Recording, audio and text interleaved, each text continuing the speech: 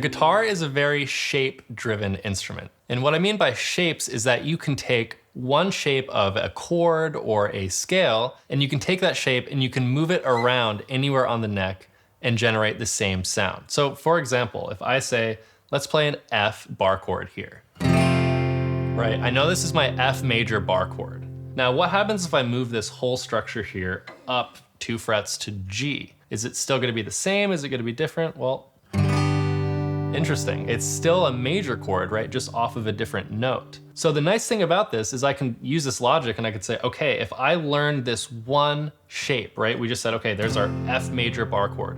I now technically know every single other bar chord of a major chord that there is on the guitar. Because if I move this up, step by step, I'm gonna generate every single chord, right? I'll have F, F sharp, G, G sharp, A, etc. I could go until I restart the cycle, basically. And these are all major chords.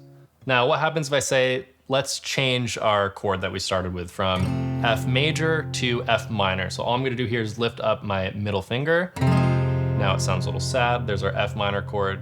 Now I can do the same thing. I could move this structure anywhere. Let's move it up to an A here, for example. Now I have A minor. Let's move it down to G, G minor, or up to C, or C sharp, right? So it's great because now I say, awesome, I know one chord shape and now I know every single chord of this type on the guitar. Now, same way we can use the shape of a chord to move around the neck, I can do that same thing using a scale. So for example, let's take a G major pentatonic scale. Now, if you're unfamiliar with this scale, quick refresher, we have our middle finger on the 3rd fret of the low E, followed by pinky on the 5th fret.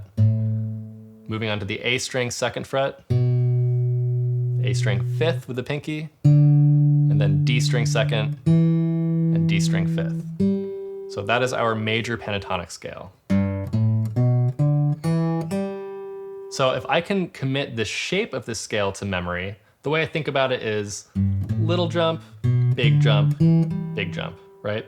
So if I can keep this in my mind, what happens if I slide this up to B, for example, right? I've never played a B major pentatonic scale, but I can use my knowledge of the shape of the G to move it here. So let's see what happens when I play this here.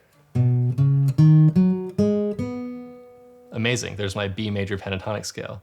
Now, same way I went up chromatically with the chords, I can do this with the scale. So let's say I go to D now. There's my D major pentatonic scale. Or let's do something tricky sounding, A flat. So this is one of my favorite things on the guitar. It's so shape-driven and so visual that if you master one technique, you can kind of translate it to the rest of the neck purely from a visual standpoint. So experiment with this. Try moving your major chords around, try moving your minor chords around and your scales around, and unlock all the different parts of the neck.